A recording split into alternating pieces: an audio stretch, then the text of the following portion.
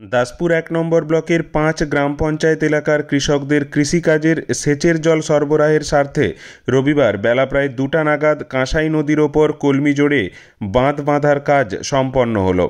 শনিবার বিকেলেই এই বাঁধ বাঁধাইয়ের কাজ খতিয়ে দেখে গেছেন দাসপুর ১ বিডিও দীপঙ্কর বিশ্বাস, পাশাপাশি দাসপুর ১ পঞ্চায়েত সমিতির সভাপতি সুকুমার পাত্র। রবিবার প্রথা মেনে এক বিশেষ পুজোর মধ্য দিয়ে বাঁধ বাঁধাইয়ের কাজ সম্পূর্ণ হয়েছে।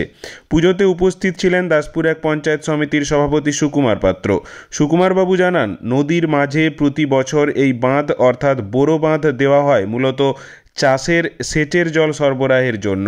গ্রাম পঞ্চায়েতগুলি ও ব্লকের ওন ফান্ড থেকে অর্থ বরাদ্দ হয় এই বাঁধ বাঁধাইয়ের জন্য। দাসপুর ১ ব্লকের মোট ৩টি জায়গায় কাঁসাই, কাঁকি ও শিলাবতী নদীতে এই বোরো বাঁধ দেওয়া হয়েছে।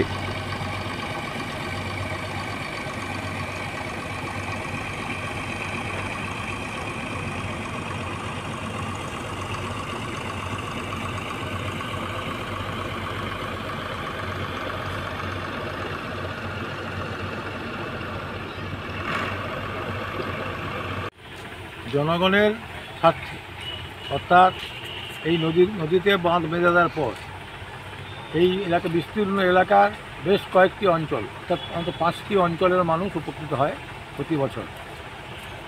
এবং এবছর একটু দেরি হয়ে গেল, কারণ বোরো বাঁধ তৈরি করার জন্য কোনো সরকারিভাবে অনুদান পাওয়া যায়নি।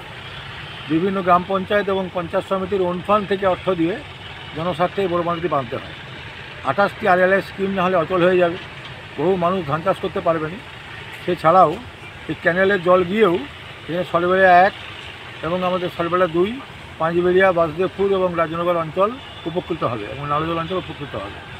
তাই আমরা নদীতে যেমন শিলাবতীতে বাঁধ বেঁধেছি চণ্ডীখালি, আমরা কাঁকিতে বাঁধ বেঁধেছি রামদেবপুর এবং কলমিজোড়ে বাঁধ বাঁধলাম আজকে।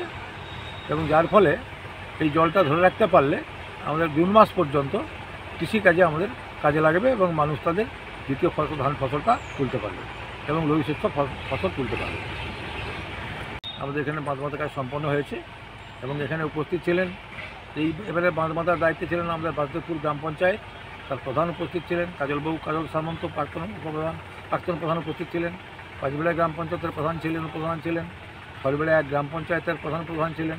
আমাদের আত্মা কমিটির চেয়ারম্যান তপনবাবু এখানে উপস্থিত আছেন এবং বাঁধ বাঁধার কাজ সম্পূর্ণ হয়েছে এবং এটা আরও সন্ধ্যা পর্যন্ত লাগবে, কি কাল পর্যন্ত লাগবে আরও বাঁধের সমান করে এটা পাকাপোক্ত বাঁধে পরিণত করতে।